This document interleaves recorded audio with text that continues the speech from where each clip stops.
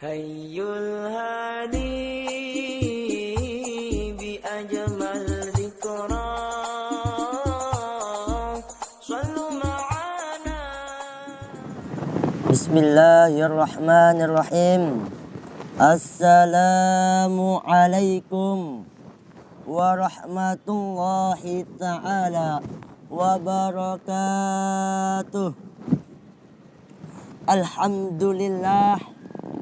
Alhamdulillahilladzi ja'ala al-islam al-aqidah wa ja'ala al-qur'ana al-imamah wa ja'ala Rasulullah sallallahu alaihi wasallam uswatan hasanah.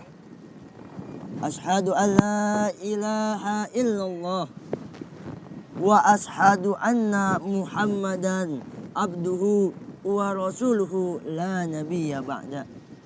Waqad qala Allah ta'ala fil Qur'anil Karim wa huwa asdaqul qailin.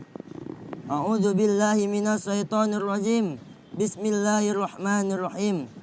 Wa'adallahu alladhina amanu wa amilus solihati lahum maghfiratun wa ajrun azim.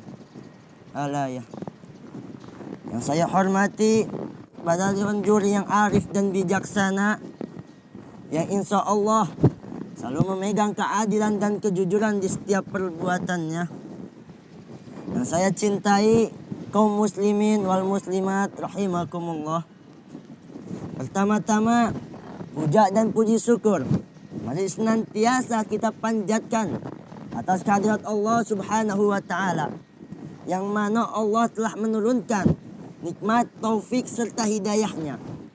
Karena dengan itu semua kita dapat merasakan apa yang Allah berikan kepada kita. Salawat beriringkan dengan salam, dengan kalimat Allahumma sholli ala Sayyidina Muhammad, selalu tersirat di dalam lidah kita untuk selalu menjunjung tinggi sang kekasih Allah, begitu juga kekasih kita, yakni kanjeng besar Nabi Muhammad sallallahu alaihi wasallam. Kaum muslimin wal muslimat yang dirahmati oleh Allah Subhanahu wa taala, Abu Ala Al-Maududi mengungkapkan dalam bukunya yang berjudul Ethical Viewpoint of Islam, masalah terbesar umat manusia sejak zaman purbakala hingga pada saat ini yaitu masalah dekadensi moral. Dapat kita artikan ungkapan tersebut betapa pentingnya akhlak sejak zaman dulu hingga pada saat ini, terutama dalam etika pergaulan. Oleh karena itu, pada kesempatan kali ini saya akan membawakan tausiah yang berjudul Akhlak dan Etika Pergaulan. Kaum muslimin wal muslimat yang dirahmati oleh Allah Subhanahu wa taala,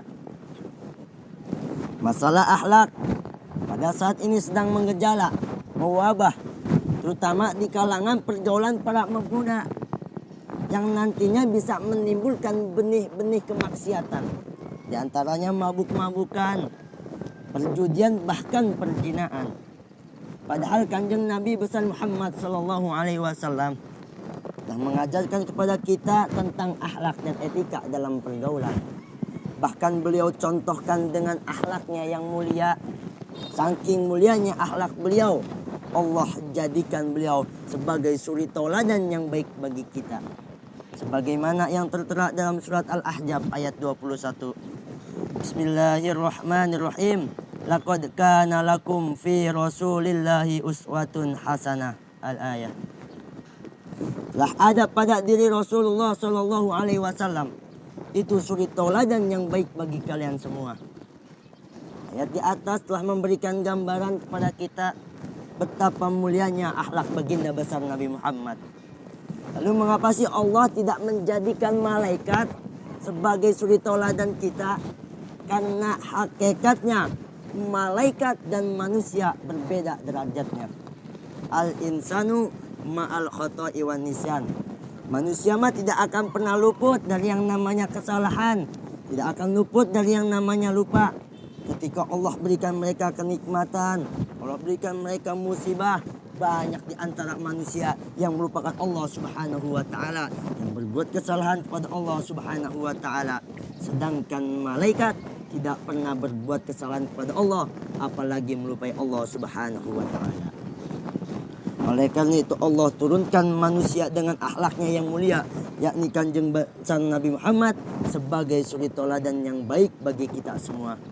Terutama di kalangan pemuda yang notabene para pemuda adalah penerus bangsa.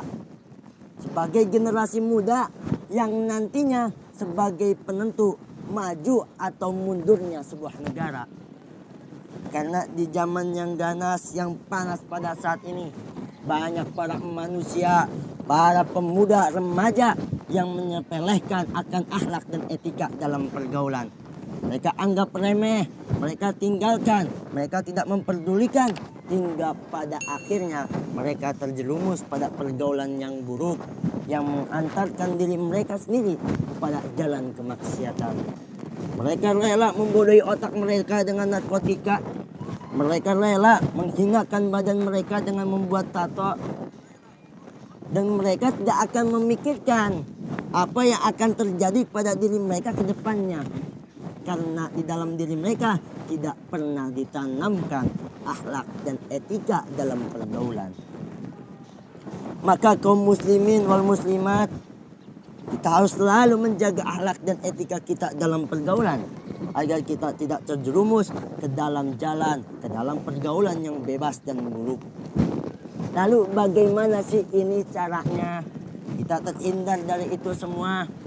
Yang pertama yaitu tanamkan bibit-bibit benih-benih keimanan kita kepada Allah Subhanahu wa taala. Sebab bobroknya moral dan etika itu menandakan iman dan akidahnya telah goyah. Yang kedua yaitu menjauhi segala bentuk sifat yang negatif dan mendekati segala bentuk sifat yang positif. Yang ketiga yaitu kita benahi, kita perbaiki diri kita, moral etika kita, agar kita tidak terjerumus kepada jalan kemaksiatan.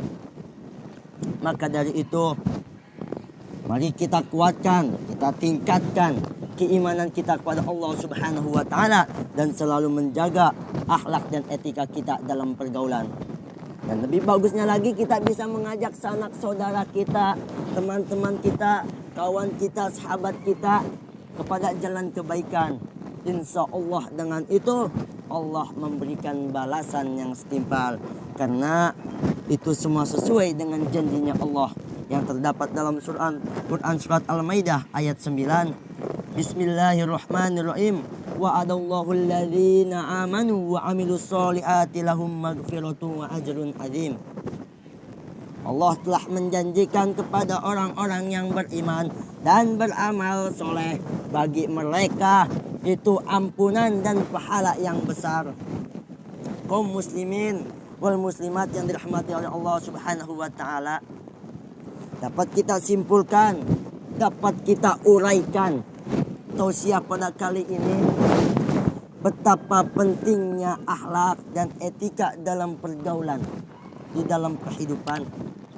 Oleh karena itu mari sama-sama kita tingkatkan kualitas keimanan kita dan ketakwaan kita kepada Allah, dan selalu menjaga akhlak dan etika kita dalam pergaulan, terutama para pemuda sebagai generasi muda. Insya Allah dengan selalu menjaga akhlak dan etika kita bisa menghasilkan, bisa menonjolkan, bisa menimbulkan para generasi muda yang selalu berkreasi dengan imajinasi dan selalu berprestasi tanpa harus frustasi. Mungkin hanya ini yang dapat saya sampaikan. Kurang lebihnya mohon maaf. Wabillahi taufiq wal hidayah. Wassalamualaikum warahmatullahi wabarakatuh.